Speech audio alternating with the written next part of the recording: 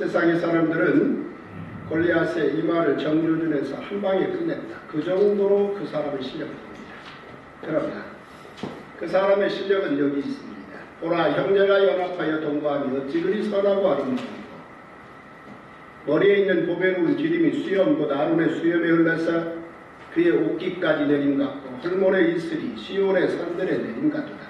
거기서 여호와께서 복을 명령하셨나니 곧 영생입니다. 1500년의 시간을 담았습니다. 실력이 없으면 100번을 읽어도 무슨 말인지 못 알아듣습니다. 골리앗 무너뜨리는 장면이야 금방 거기서 보고 다 확인했죠. 그 순간 천천만만 대중들을 휘어잡는 데는 이만한 실력이 없습니다. 3000년 동안 유명한 사람입니다. 그러나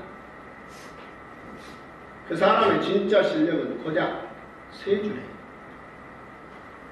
자기 이전 500년을 담아 모세로부터 자기까지 그리고 자기로부터 주님의 십자가까지 1000년을 담고 그 1500년을 담아서 예수 그리스도의 십자가를 통하여 영생을 얘기합니다. 놀랍지 않습니다.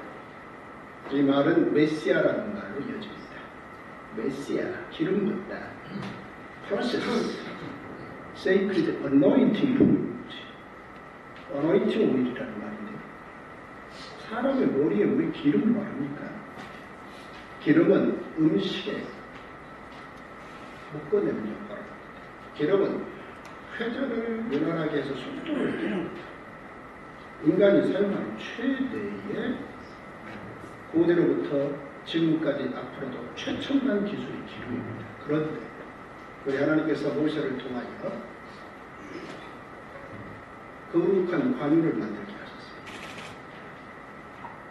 필요께서 그리고 그 기름을 아론의 머리에 부었습니다. 그 순간 공직자가 되는 겁니다. 공직자, 대제사장이라는 공직자는 그의 아들이 공직 수행을 잘못하다가 나락과 아비후가 죽어가는데 두 아들이 죽어가는데 눈 하나 깜짝하면 안 되는 게 공직자 몫이다. 이 컨셉을 모르면 제사장 나라가 무엇인지 모르는 거고 제사장 나라가 이해가 되지 않으면 하나님 나라가 시작이 안 되는 거예요. 하나님 나라가 시작이 되지 않는다면 교회의 그리스도인이 무엇인지 끝내면 변죽만 울리고 마는 것입니다. 그래서 우리는 오직 성경입니다.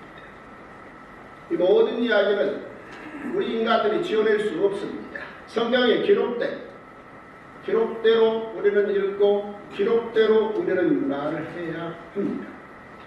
이것이 믿음입니다. 이 믿음이 흔들리면 안 됩니다. 우리 주 예수 그리스도께서 십자가를 지셨다. 왜 십자가를 지셨습니까? 논쟁의 핵심은 그리스도입니다. 나사렛 예수냐 아니면 예수 그리스도냐. 공적 사역 3년 만에 이제 폭발해버린 것입니다. 결국은 우리 예수님이 바리새인들에게 오히려 되묻습니다. 그리스도가 누구의 후손입니까? 왜냐하면 예수님이 예루살렘 입성하실 때 호산나 다윗의 자손이여 1000년 전에 다윗을 묶어서 예수 그리스도의 행렬에 그대로 빗댔으니 있을 수 없는 역사적 1000년의 사건입니다. 그러니 모든 사람들이 궁금했고 궁금한 사람들은 사실 악의적으로 이 모든 상황을 뒤엎겠다라는 사람도 있었고 결국 그 모든 상황 속에서 우리 예수님께서 오히려 배우게 그리스도가 누구의 후손입니까? 그들은 애들도 다 아는 질문 다윗의 후손 아니냐라고 답합니다. 그러자 우리 주님 말씀하십니다. 그러면 다윗이 시편에 말하기를 주께서 내 주에게 내 원수들을 내 발판이 되게 하기까지 내 오른편에 앉아있으라 라고 말씀하시므로 여호와께서 내 주께 즉 그리스도를 주라 칭했는데 어떻게 그의 후손이 되겠느냐 라고 되묻자 그들이 아무도 더 이상 말을 못하고 구약의 실력 39권의 실력으로 논쟁에서는 잡을 수 없겠구나 하고 음모를 들어갑니다. 실력이 없으면 음모로 들어가는 것입니다. 결국 우리 주님이 그들의 음모에 걸리는 것 같았습니다. 그런데 우리 주님이 이 상황에서 이 시편을 사용하신 건 그들의 단순히 떠들고 있는 입들을 닥치게 하기 위해서 얘기한 게 아니옵시다. 예수가 그리스도라는 거. 예수 그리스도는 이를테면 기름 붓는다라고 말할 때 공직자인 대명사, 대제사장, 그리고 500년 후 사울을 거쳐 다윗, 사울은 그의 아들 요나단에게 기름 붓기 위해서 평생 40년을 노력했는데 하나님이 끝내 허락하지 않으셨습니다. 다윗도 기름 부음 받았지만 그의 아들의 대를 이어 기름이 부어진다는 법이 없었습니다. 그러나 성전 건축 사건을 통해서 네 아들이 죽는다는 그 놀라운 하나님의 허락으로 기름 부음이 이어져요. 그래서 왕이 기름 부음 받는다. 이후에 보면은 엘리야가 엘리사에게 기름을 붓습니다. 그래서 구약 39권을 통하여 기름 붓는다라는 공직자의 핵심은 제사장, 왕, 선자. 이 세 제사장 나라의 이 공직자들이 묶여서 그리스도로 함축됩니다. 이것이 이사야서의 이야기고, 이것이 호세아서의 이야기고, 이것이 미가서의 이야기입니다.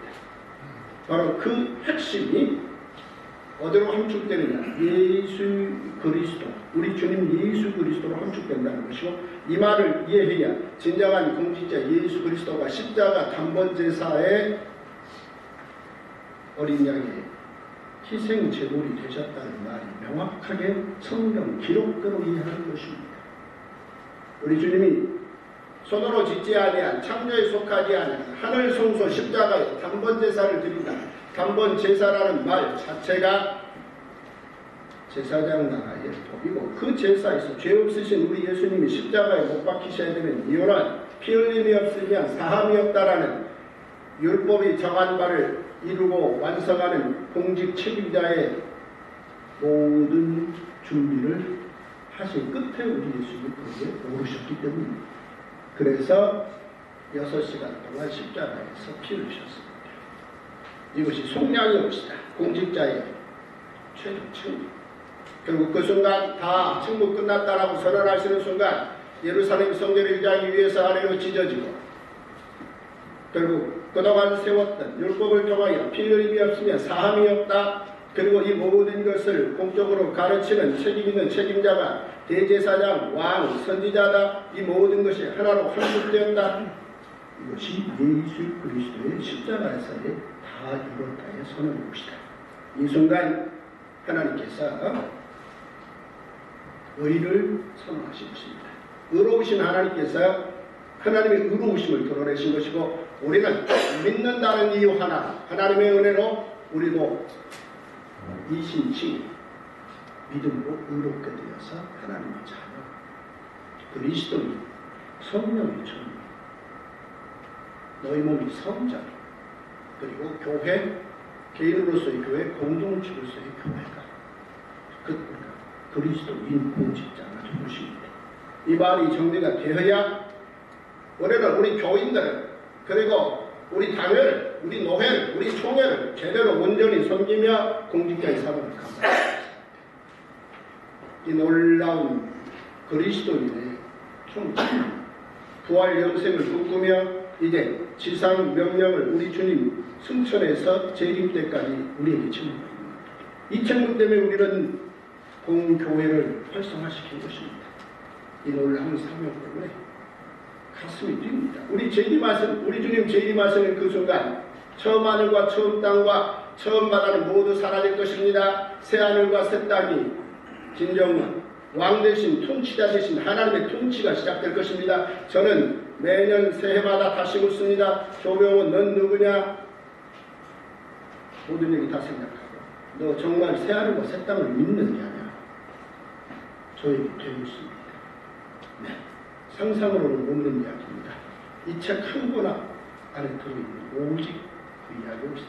저는 믿습니다라고 고백하며, 이 새하늘과 새 땅을 궁극적으로 믿을 수 있는 사람을 제 자식이든 저 이웃나라의 누구든 한 사람이라도 대상으로 반드시 그에게 이 이야기를 전해서 결국은 이 놀라운 사실을 믿게 하는 공적 책무를 다한다.